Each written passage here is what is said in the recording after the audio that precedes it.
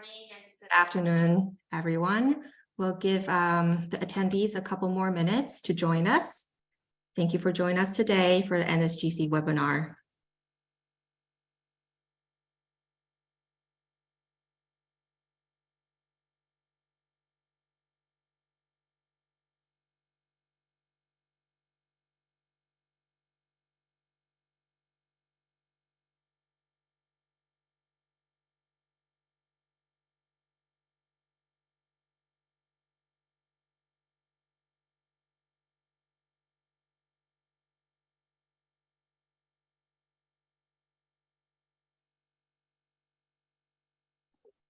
Everyone, for the interest of time, we'll get started. Hi, everyone. My name is Janice Mears. I'm the co-chair of the Genomic Technologies Special Interest Group, or SIG, at NSGC. I wanted to thank you all for joining today's webinar, the member webinar titled Emerging Technologies in Rare Disease Research, Experiences from the Undiagnosed Disease Network. Next slide, please. Some housekeeping items. As a courtesy to your presenters, all attendees have been muted. We encourage questions to be asked throughout the presentation. Please utilize the Zoom Q&A box for questions you may have throughout the presentation. The chat function is also available for discussion throughout the talk. Questions will be read aloud during the last 10 minutes of the webinar. Next slide, please. Sorry, Devon, go back once. Thank you.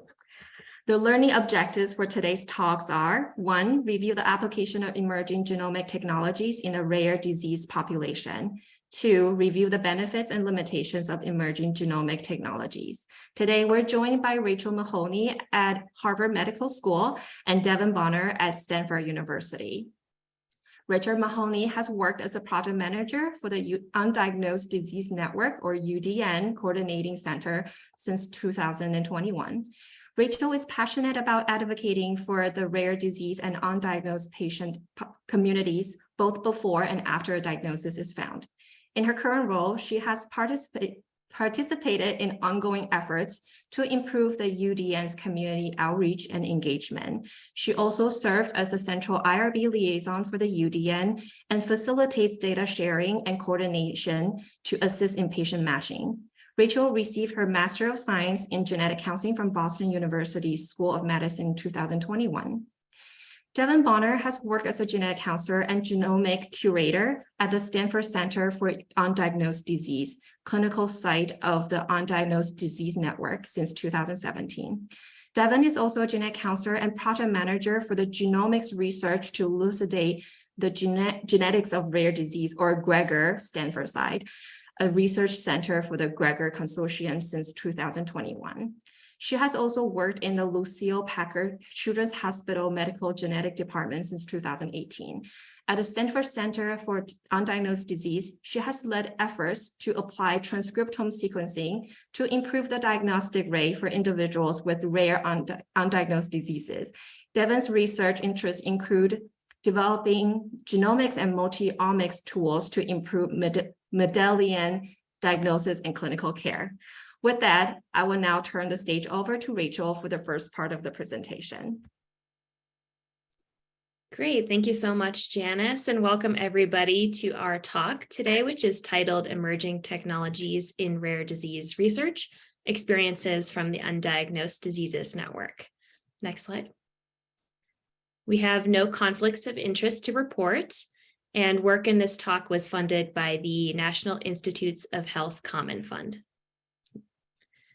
I will be starting us off with part 1, which is an overview of the Undiagnosed Diseases Network, also called the UDN.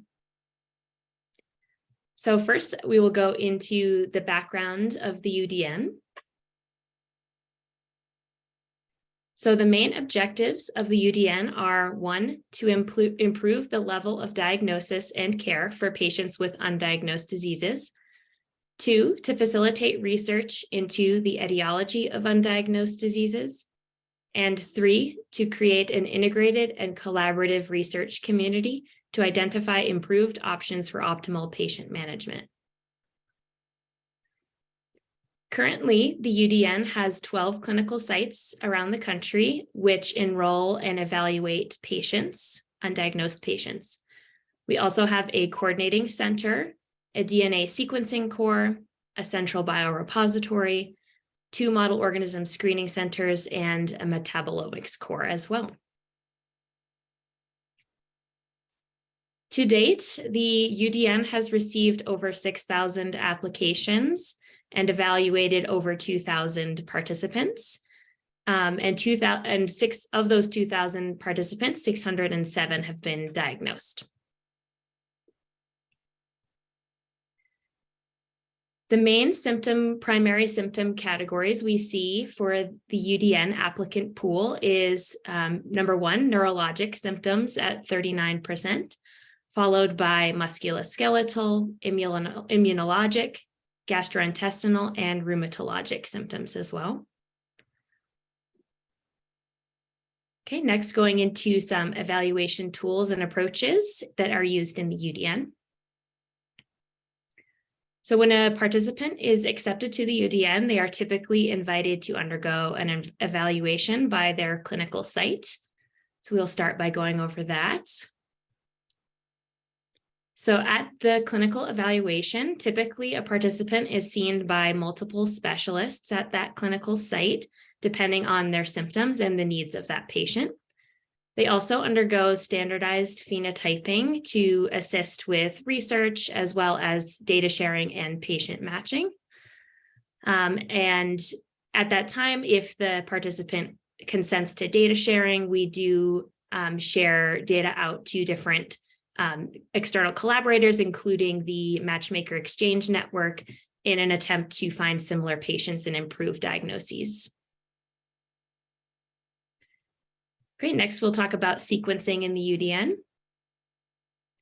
So sequencing, typically, not always, but typically a participant will undergo either exome or genome sequencing performed by a clinical lab. These days, it's mostly genome sequencing. I think that's probably well known to everybody at this point. And they also may undergo research sequencing and analysis, and I've listed some examples there, and Devon will go into more detail about those different types in a moment. And the UDN also performs reanalysis of data over time to assist in finding a diagnosis for patients. So next, I wanted to touch on the model organisms. So the model organisms core is a group of researchers who do really important work in variant follow-up for UDN patients. They do bioinformatics screening of variants, and they also model different variants in the fly, fish, or the worm, depending on which one is most appropriate. They work with UDN investigators as well as external collaborators to further define and improve our understanding of the phenotypes associated with different variants. And lastly, touching on some other research that may go on in the UDN, we do perform metabolomics studies, cell-based studies like Western blots, Southern blots, as well as some precision therapeutics. We have an ongoing relationship with the University of Alabama at Birmingham, and they have a therapeutic matching tool that is able to match patients with existing FDA-approved therapies based on their genetic variant. To date, I'm just going to give you a little summary of where the numbers stand for the UDN. So 469 patients have had exome sequencing through the UDN. A little over 1,500 patients have had genome sequencing. Over 500 have had RNA sequencing. 275 have had metabolic analyses complete. And the Model Organism Screening Center has evaluated 427 variants. Additionally, 630 certain or highly likely diagnoses have been made in the UDN in 607 patients. And the research performed in the UDN has led to the description of 53 new disease gene associations. And before I turn it over to Devon, I wanted to highlight this work that basically shows that while in this UDN cohort, 40% of them were able to be diagnosed directly through exome or genome sequencing, 60% required additional effort to find a diagnosis, whether that be bioinformatics, metabolics, analyses, model organisms work.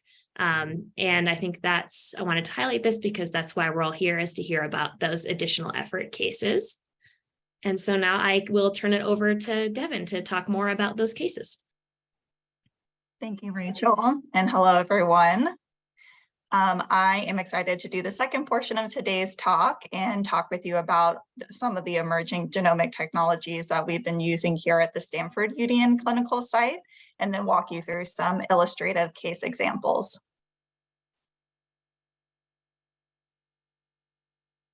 So the objectives for my portion of the talk are to review the applications of emerging genomic technologies that we use in the rare disease research that we do, as well as discuss the benefits and limitations of the technologies and recognize their future applications in Mendelian disease diagnosis and gene discovery.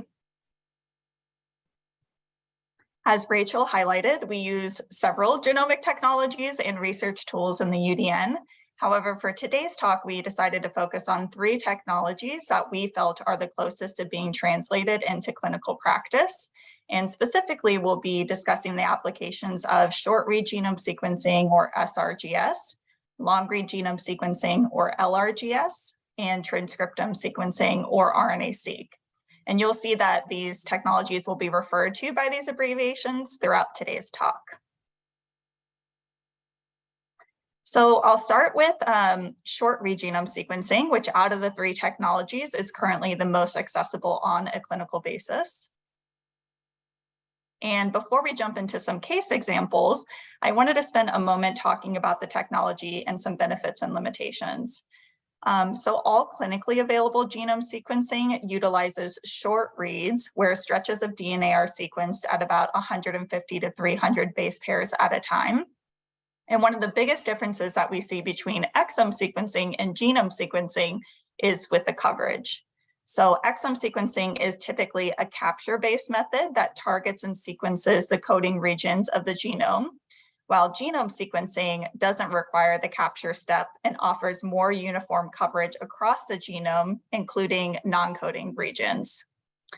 Another difference between the two is the average read depth. With exome sequencing, we see a higher average read depth of about 100x or greater, while with genome sequencing, we see a lower average read depth of about 30 to 40x in our experience.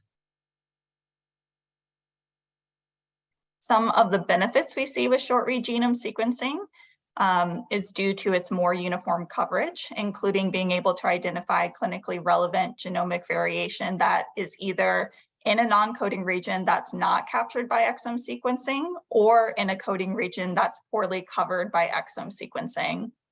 In addition to more uniform coverage improves our detection of structural variants, including copy number variants, deletions, duplications, inversions, as well as short tandem repeats that may be missed by standard clinical approaches.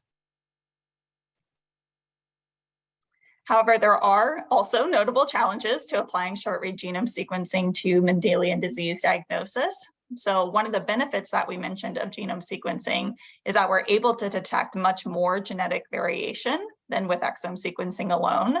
However, interpreting that genetic variation, especially non-coding and structural variants, remains challenging. And this is in part due to there being fewer reference data sets available for non-coding and structural variants, making it more difficult to, for example, filter out variants that are common in healthy populations. But there's also limited guidance on how to interpret and report these more non-traditional variant types. Another challenge is due to the lower average read depth. Short-read genome sequencing also has a lower likelihood of identifying mosaic variants compared to exome sequencing. And exome sequencing may be the preferred method if you had a suspicion of mosaicism for your patient. And then finally, as many of you are likely aware, even though short-read genome sequencing is a test that it's available on a clinical basis, there are significant barriers to access due to the cost of the testing and lack of insurance coverage. And this was a barrier that would obviously need to be overcome to be implementing this test on a routine clinical basis. So next, I want to present some case examples that help illustrate how we've applied short-read genome sequencing at the UDN. And the first case will demonstrate how short-read genome sequencing can be used to detect important copy number variants. So to give you some background, this participant is a 10-year-old with global developmental delay, autistic features, macrocephaly, hypotonia, hyperreflexia, cataracts, and seizures. And prior to joining the UDN, they had an extensive genetic workup that was non-diagnostic that included a chromosome microarray as well as exome sequencing. For the UDN evaluation, we performed clinical short-read genome sequencing, which was initially negative. And then we reanalyzed the family's genome sequencing on a research basis. And part of this research reanalysis included running the data through a pipeline to detect structural variants from short-read genome sequencing data.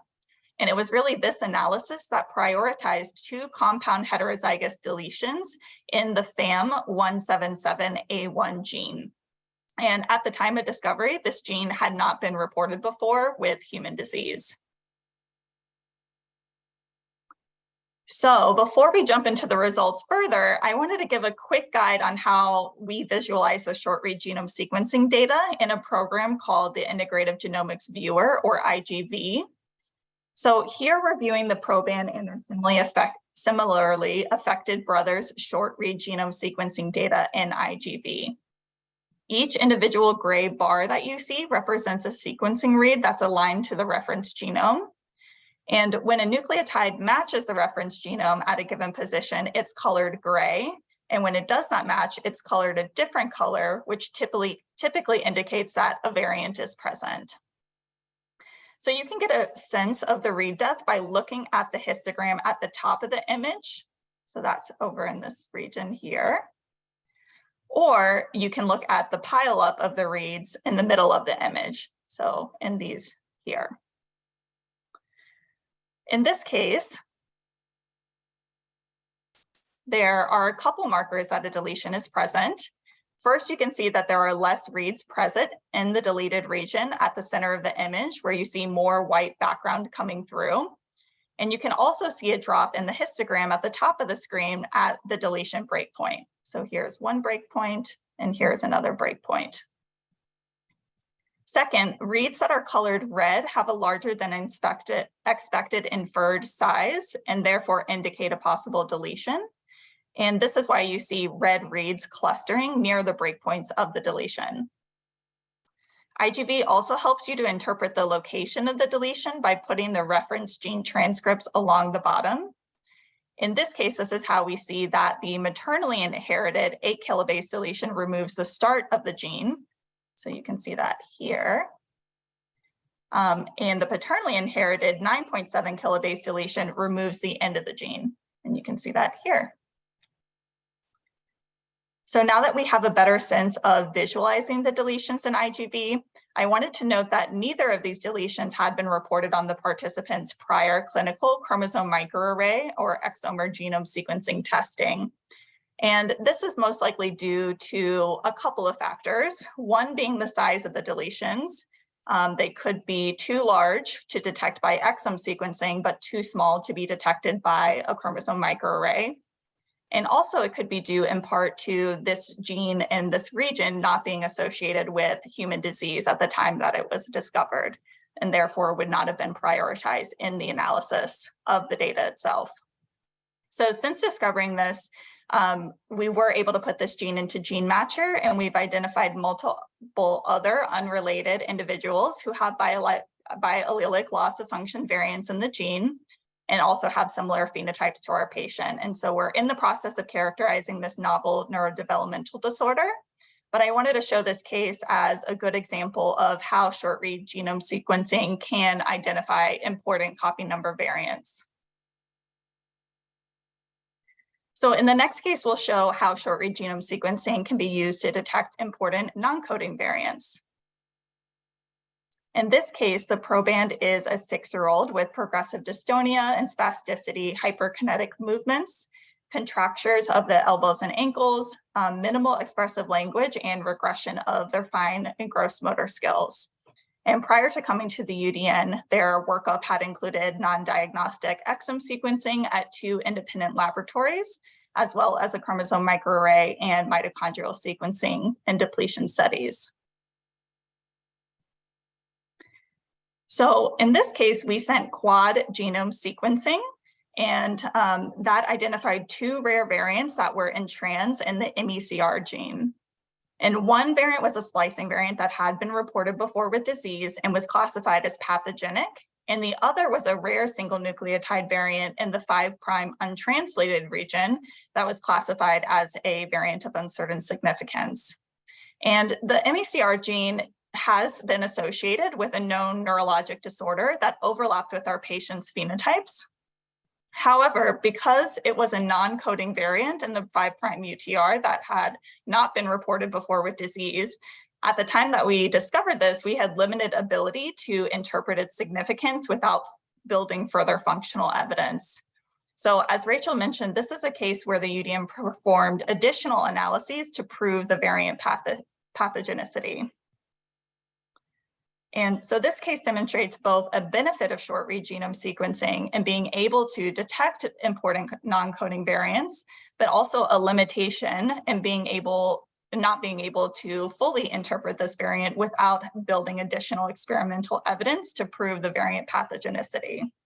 And in this case, those research analyses we needed to do was, RNA sequencing for blood, which showed that this gene was a significant underexpression outlier, but also untargeted metabolomics, which showed elevated L-pyroglutamic acid, which was also seen in other patients who had this MECR-related neurologic disorder.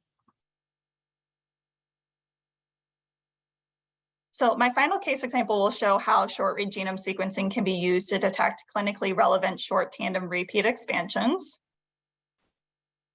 In this case, the proband is a 15-year-old with normal growth and development until the age of 7, when they were diagnosed with progressive ataxia due to cerebellar atrophy and associated developmental regression. So in this case, the patient had prior exome sequencing, mitochondrial genome sequencing, as well as a comprehensive ataxia panel, which looked for repeat expansions associated with known inherited ataxias. For the UDN evaluation, we performed clinical short-read genome sequencing, which was initially non-diagnostic. And in this case, our internal research analysis, let me get a sip of water.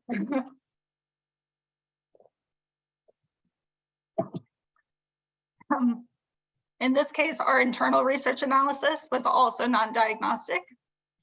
However, as Rachel mentioned, because we're part of a research network, our participants' data is shared across the network so that our collaborators at other UDN sites have the ability to reanalyze our data as well.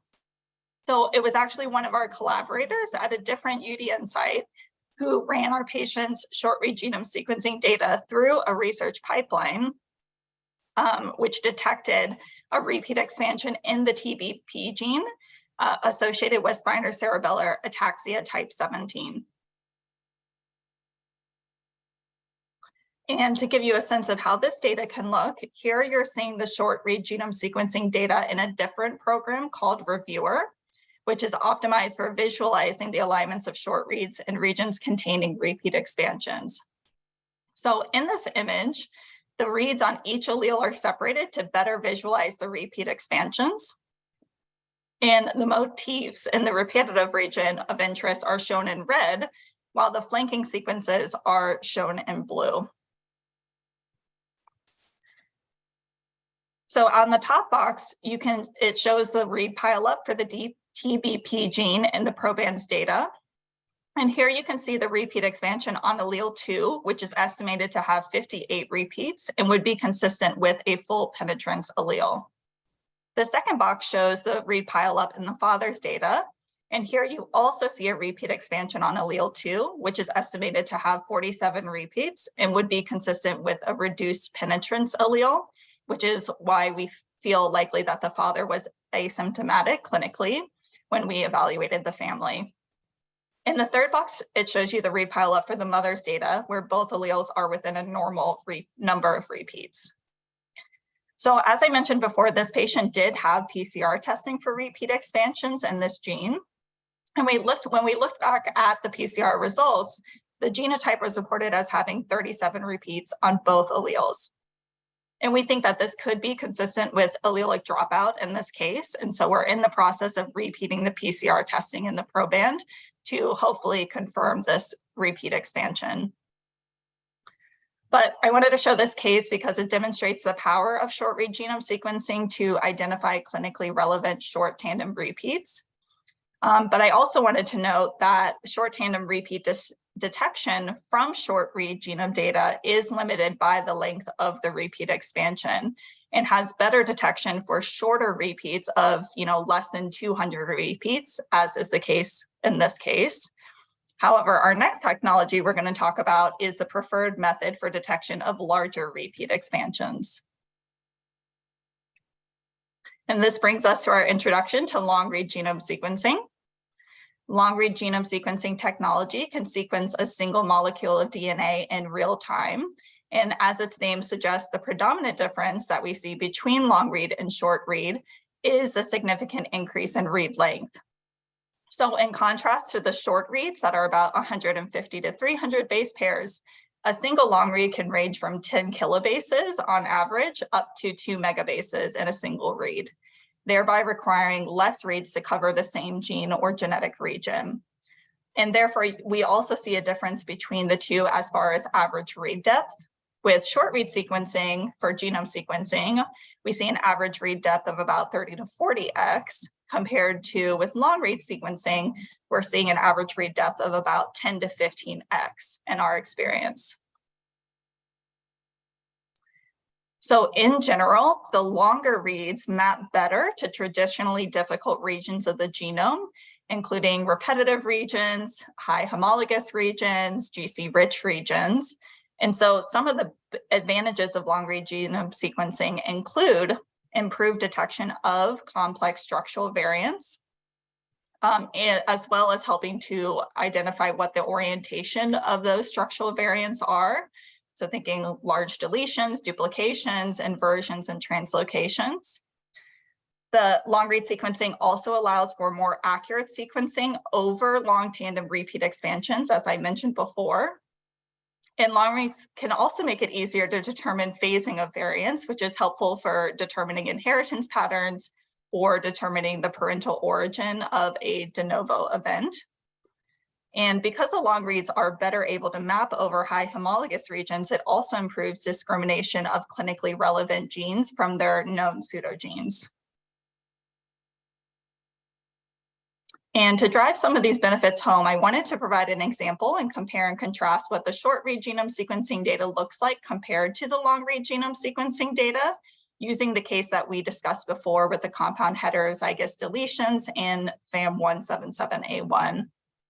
And as you recall from the short read data, there were some markers that a deletion is present, including the drop in the read depth, as well as the red colored reads at the breakpoints. But the exact breakpoints are hard to define from the short read data, and without the parent samples, you wouldn't be able to tell if these deletions are in cis or in a trans configuration.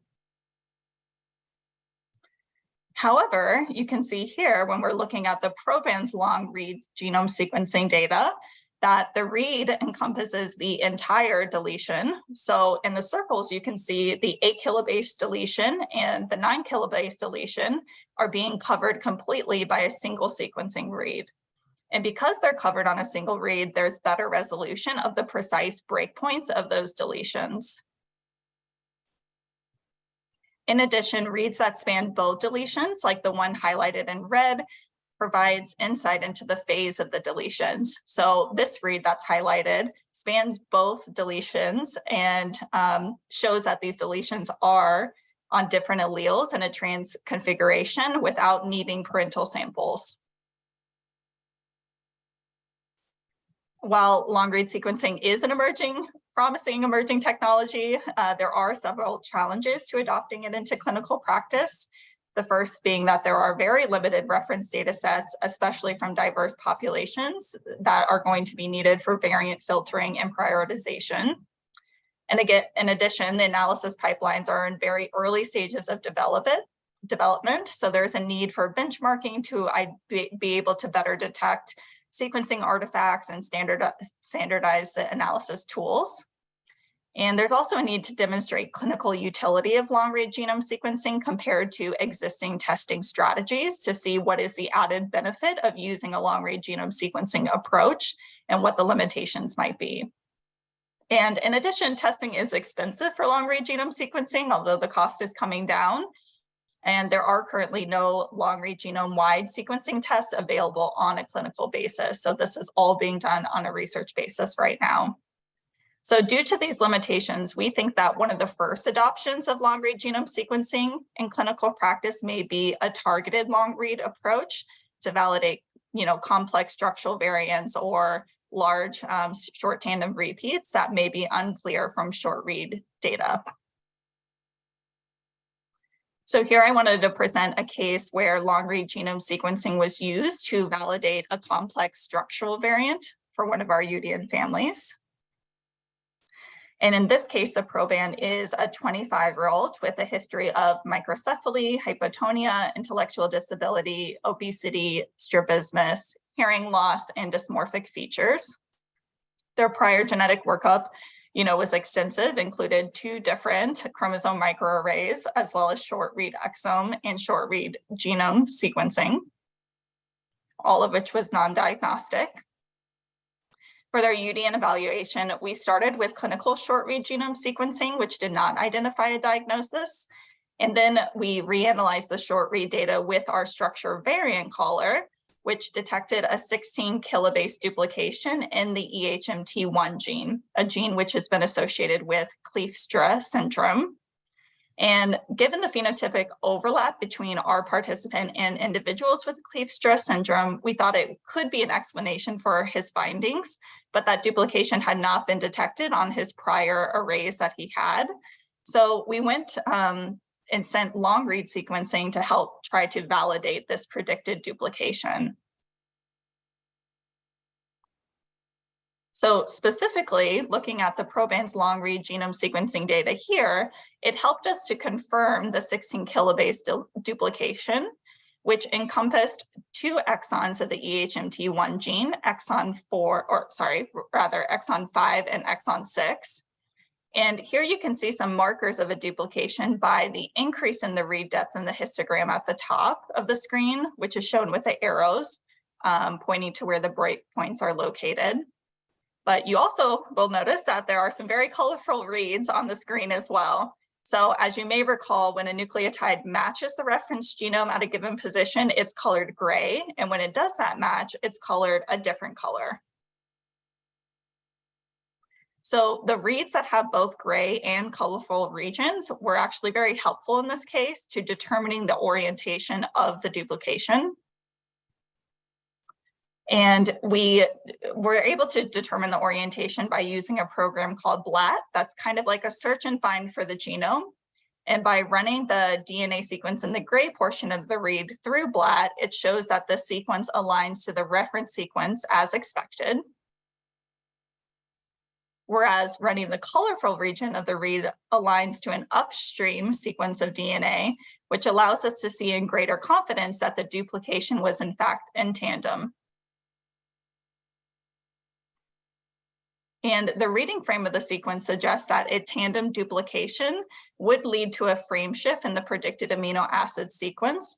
And that was really important to know in this case, because Kleefstra syndrome is actually caused by EHMT1 haploinsufficiency with loss of function variants. So with this data in hand, we pursued clinical confirmation of the EHMT1 duplication, which was confirmed. But of note, the clinical report did not indicate the orientation of the duplication, whether it was in tandem or inverted, nor did it give the specific breakpoints of the duplication. So this is all information that we knew because of the long-read genome sequencing data. And so I wanted to present this case as an example of how you could confirm a structural variant with a targeted long-read genome sequencing approach. And I imagine this will likely be an early use of this technology in the clinical space. We also were able to hypothesize from knowing this data, that it might lead to a frame shift. However, if we actually wanted to know what the impact on a gene transcript would be, we would need to use our next technology, which is transcriptome sequencing. So this brings us to our introduction to transcriptome sequencing. And for the purpose of this talk, the transcriptome refers to the complete set of the messenger RNA transcripts in a cell and their quantity. In contrast to a genome, which is characterized by its stability from cell to cell, the main difference of the transcriptome is that it's highly variable from cell to cell, and it can vary depending on several factors, including the developmental stage, the tissue source, and environmental conditions. So RNA sequencing is based on basically the same underlying methods used in short read exome or genome sequencing. The first step involves the collection and isolation of the RNA from a particular tissue, and the tissue source is important because the expression profiles, again, can differ across tissues, and not every tissue is going to be easily accessible for you to sample. The next step involves converting the mRNA into complementary DNA via reverse transcription, and then creating a cDNA library, and then sequencing the cDNA, producing millions of reads that are aligned to the reference genome for data analysis. Most of the benefits we see are from the analyses we do with RNA sequencing data, and there are 3 common analyses we do as part of the UDN. The first is looking at expression outlier analysis, where we're looking to see whether a gene or transcript is being aberrantly expressed at a higher or lower rate when compared to controls. RNA sequencing can also show us evidence of an allele-specific expression in which one allele is being expressed while the other is being silenced. And this type of kind of monoallelic expression can occur for several reasons, whether that be imprinting, maybe one of the transcripts undergoing nonsense-mediated decay, or potentially a regulatory effect leading to selective expression of the allele. And finally, we also do an analysis looking for aberrant splicing. And RNA-seq can show several different splicing aberrations that you see here, including skipping of exons, extension of exons or truncation of exons, or creation of new exons altogether. RNA-seq, in our experience, has proved to be beneficial in multiple ways. First, it provides functional evidence to help classify variants, especially those predicted to have an impact on the transcript, like a splicing variant or a copy number variant. Another, also RNA-seq can help prioritize pathogenic variants in causal genes that may have been missed by our traditional DNA sequencing pipelines. And finally, it can help clarify the underlying mechanism for disease in some cases. So for example, if the patient had a pathogenic variant in a gene, and that gene's function was involved in splicing regulation, you might be able to see splicing aberrations across the transcriptome, which gives you a clue into the underlying mechanism for disease in that case. There's also limitations with analyzing and interpreting RNA-seq data, in part due to that variability and dispersion, depending on the tissue selected, like we mentioned. Not all genes or isoforms are expressed in easily accessible tissues, such as blood or in fibroblast samples, and therefore it may not be possible to perform RNA-seq from the clinically relevant tissue in that case. In addition, some variants types may not have an impact at the mRNA level. For example, a pathogenic missense variant may not lead to any changes in the expression or splicing profile. And finally, similar to our previous technologies, there are fewer reference data sets for RNA sequencing control data compared to DNA sequencing data sets. So here I'm going to present a case where RNA-seq assisted in the classification of a variant that was predicted to impact splicing. In this case, the proband is an 11-year-old who presented at 18 months old with developmental regression, had no speech or ambulation, seizures, intellectual disability, and encephalopathy. And prior to coming to the UDN, they had actually had single gene testing that includes sequencing of the KCTD7 gene, because this gene had such a strong overlap with the patient's presentation. And that had identified one pathogenic variant that was a missense variant and had been previously reported in patients, and then also identified a synonymous variant that was classified as benign. And so they sent KCTD7 deletion duplication studies to see if there could be a copy number variant, and that came back negative. And since they were not able to identify a second hit, they sent them to the UDN for further evaluation. So in this case, quad exome sequencing was performed and was initially non-diagnostic. It did again report the missense variant that had been previously identified, but it was really on our internal analysis of the exome sequencing data that it revealed that the previously identified missense and synonymous variants in this gene were in a trans configuration. And in silico models had suggested that the synonymous variant may impact splicing. So we went to see if KCTD7 was expressed well in blood, which it was, and we were able to pursue transcriptome sequencing from a blood sample to try to help identify the impact of the synonymous variant. So our RNA sequencing analysis did identify that KCTD7 gene was a significant splicing outlier due to the synonymous variant. And here we're visualizing the proband short read genome sequencing reads on the top and their RNA sequencing reads on the bottom in IGV. So in the genome sequencing reads on top, you can see the location of the synonymous variant pointed to by the pink arrow and exon 3.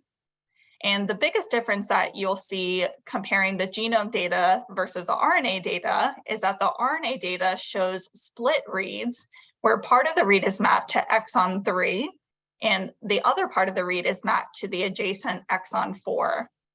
And these split reads are what captures the splice junction. By comparing the junction to the reference gene transcript at the bottom, you can see if it aligns with the reference, as is the case for the read in the green box, or if it does not align with the reference, as is the case for the read in the blue box. So here you can see that the synonymous variant has created a new splice site, resulting in truncation of exon 3 in about half of the reads. Another way to visualize RNA sequencing splice junctions is with something called a sashimi plot. So in sashimi plots, the arcs represent the splice junctions connecting the exons, and the numbers you see on the arc indicate the depth of how many reads span that junction. So the proband data is represented on the top in this nice salmon color, I'll call it, while the control data is represented below in this tuna color. And compared to controls, you can see that the case has the truncation of exon 3 in about half of the reads. And this case really highlights how RNA sequencing can be used to help classify variants that are predicted to impact splicing. And in this case, it actually classified a synonymous variant that had previously been reported out as a benign variant and helped to establish the diagnosis in this family. So my final case is going to be showing how RNA sequencing helped to prioritize a non-coding deletion that was missed by our traditional DNA sequencing technologies that we perform on a clinical basis. In this case, the proband is a 2-year-old male with a personal and family history of X-linked immunodeficiency. That's very significant, as you can see here. And so given the significant family history, he had extensive clinical genetic testing prior to the UDN that included a clinical microarray, exome sequencing, genome sequencing, and actually also clinical transcriptome sequencing as well. All of that came back negative and did not identify a diagnosis. So for our UDN evaluation, we started with the clinical short read genome sequencing, which again was non-diagnostic. But then on our reanalysis, we took the genome sequencing data and put it through our structural variant prioritization pipeline. And then we integrated those results with the expression outliers that we identified from our blood transcriptome sequencing analysis. And this reanalysis, by putting these two data points together, helped to prioritize a novel 2.8 kilobase non-coding deletion at XQ28. So as far as the RNA sequencing data, this helped to show significantly reduced expression of two genes located next to each other on the X chromosome called RhGAP4 and NAA10. And they were extreme outliers when compared with 281 control samples. So then when we reviewed the short read genome sequencing data in this region, we identified this maternally inherited 2.8 kilobase deletion at XQ28, which encompassed a primarily intergenic region upstream of RGAP4 with partial overlap of the 3' untranslated region of NAA10. And on review of the literature to see if there's any other deletions that have been reported in this region, we did identify one other patient with an overlapping deletion in this region who also had immunodeficiency. And so we're pursuing this as the lead genetic candidate for this case. In this case, RNA sequencing data, when paired with the genome sequencing data, was essential in being able to identify and prioritize this non-coding deletion, and is being worked up now as a potential novel locus for immunodeficiency. So just a few minutes left. I wanted to end on some future considerations. I wanted to use that last case example to illustrate the point that in some cases, utilizing a multi-omic approach where you use a combination of data generated from multiple technologies will ultimately help us in Mendelian disease diagnosis and gene discovery. However, to make these technologies more useful, we will need to build more robust reference data sets as well. And when thinking about all of these emerging genomic technologies, one question we often get asked is, what is the next best test? If you've done all of your clinical testing up to non-diagnostic exome sequencing, what would be the next best test to send? And likely that answer is that it depends. For example, if you had a patient, and you can probably navigate through it better depending on the hypothesis you have.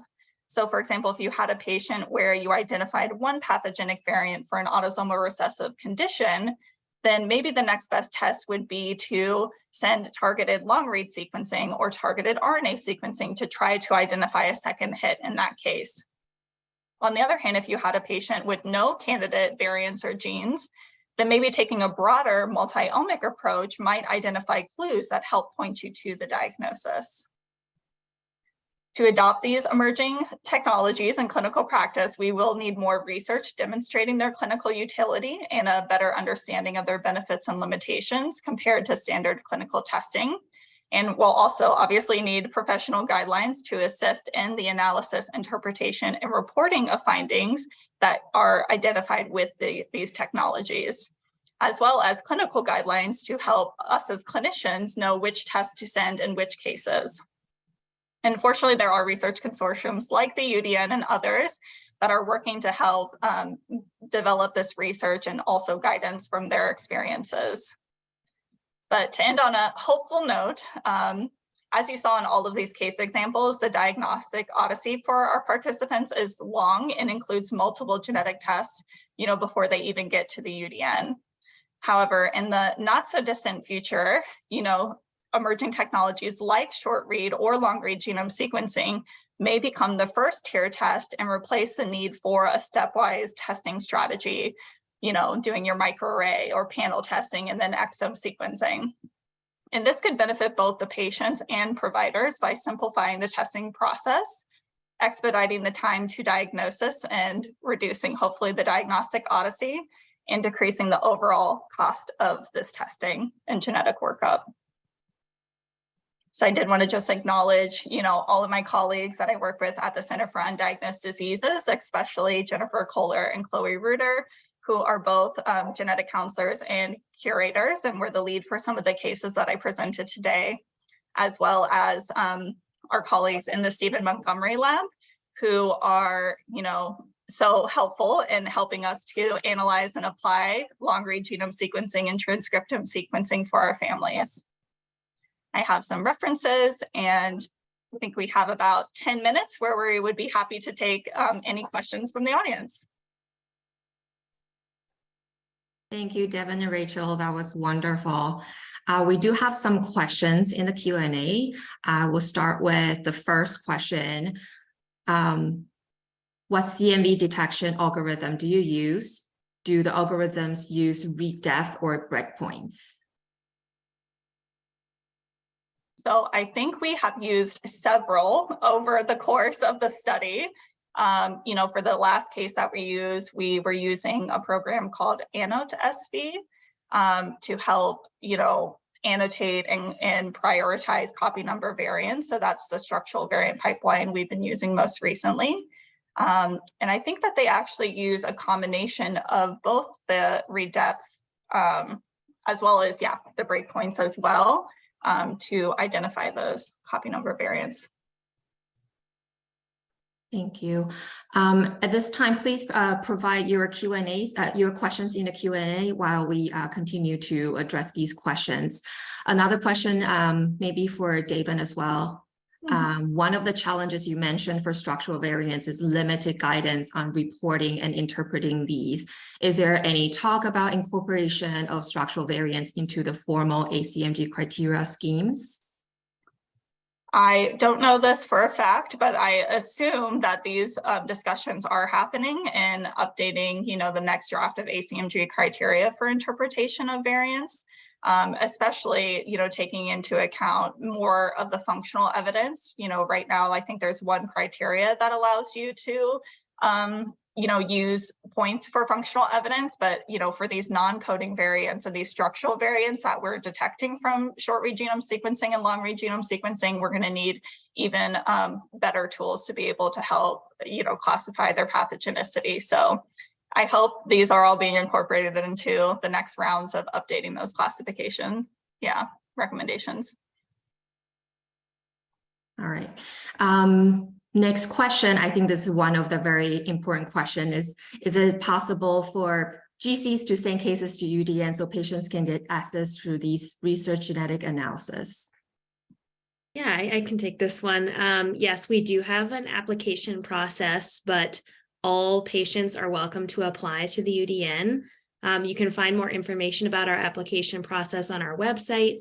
Clinicians are also able to submit applications on behalf of patients if the patient doesn't have access to a computer. And I also would just like to note that one important part of the application is having a member of the home healthcare team write a letter of recommendation for the patient. So that is typically the rate limiting factor for the application. Getting it in is having a physician or a genetic counselor or a nurse practitioner or somebody write a recommendation letter. And we do have resources about what that recommendation letter should look like on our website as well. And if anybody has any questions about referring patients to the UDN, you can reach out to the UDN help desk. And the email is on the screen at the bottom right there. And on that note, Rachel, can you talk about how can an institution get involved with UDN? Great question. And the best way to get involved would be to reach out to the coordinating center where I work. And depending on what you're interested in, there could be further discussions about collaborations. So I would also recommend reaching out to the UDN help desk email on the screen as well for that. And we can get your inquiry triaged to the right people. All right. Next questions, maybe for Devon. Can you explain the sashimi plot again? And also another question similar to related to this is it seems that sometimes patients with splice variants have a milder phenotype of their condition. Do you have evidence to suggest this? Okay, so let me go back to the sashimi plot page. But in regards to the second question, there's no cases of mine that are coming to mind where that was the case, but I do believe that that is true. Sometimes what you can see with abnormal splicing is kind of a leaky splice site where it's not always causing aberrant splicing, but sometimes it is. And so maybe if you had a leaky splice aberration, then the phenotype could be more mild than if it was, causing aberrant splicing every single time. So I do think that that is true. And here is the sashimi plot. So again, this is just a way to visualize RNA sequencing splice junctions. So the arcs in this case represent the splice junctions between exons. So that's the arcs here. And then the numbers you see above the arc indicates the depth or how many reads span that junction. So in this case, there's 11 reads that are spanning this junction in this arc and 10 in this. So the probands data is usually represented on the top, the case data, and then you can see the control data here. And so this is how we can see the abnormal splicing occurring in about half of the reads, which is consistent with this synonymous variant, being heterozygous in the patient. And you can see that it's causing this truncation of exon 3 because the splicing is coming into the exon and would therefore truncate it. So hopefully that makes a little more sense now. Thank you. Next question. Do you foresee that targeted long-read genome sequencing might be utilized to routinely determine variant phase, i.e. for autosomal recessive gene results via current sequencing technologies? Yeah, I anticipate that would also be a good use of this technology. I think in the clinical space, we've all been, stuck in these situations, especially when both parents aren't available for the phasing of the variant. We're kind of stuck and we're not able to say, like, are they on the same allele or not for recessive conditions? So I think long-read sequencing could definitely help in those cases to just have the phasing information already built into the test. Without needing to collect parent samples in some cases. All right. One other question, this is selfishly from myself. So when patients come to UDN and they're having genome or exome sequencing, what is the difference? What determine which type of testing they get? So I don't know, Rachel might have thoughts on this too, but determining the type of testing, I think each individual clinical site has their own, experts that meet and look at that case. And we try to make decisions more on a case-by-case basis because we have, more of an N-of-1 approach, and each case might need something a little bit different. So typically if they've had clinical sequencing already performed, we'll as a first step request that data, at least at our site, and reanalyze it. And if we don't find something from that, then we will pursue, short read genome sequencing or other technologies to fill in gaps basically and try to come up with new hypotheses. RNA sequencing at our site, we've been doing that.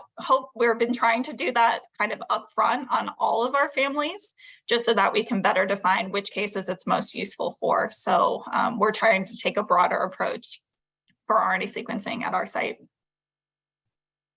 Thank you. And sounds like there are a lot of interest in RNA sequencing, so perhaps we can do another talk in the future. But I'm gonna, for the last question, I'm gonna ask, when you're evaluating splice variants, what algorithms do you use? How do you approach potential splice variants that are outside of the canonical splice site, for example, deep intronic? Yep.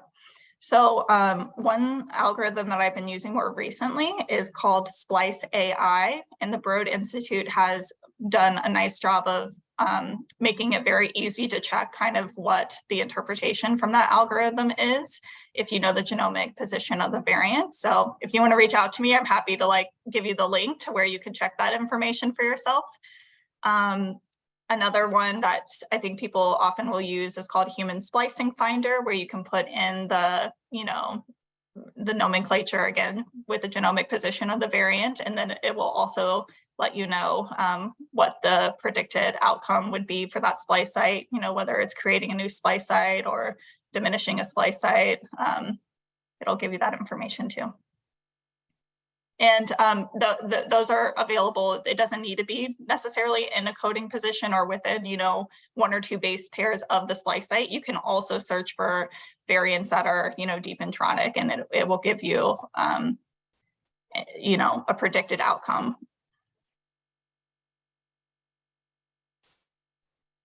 Thank you, everyone. We'll just put in the chat that that's the this tool that Devon just mentioned, the Splice AI for everybody. And as you see, these are the contact information for our speakers.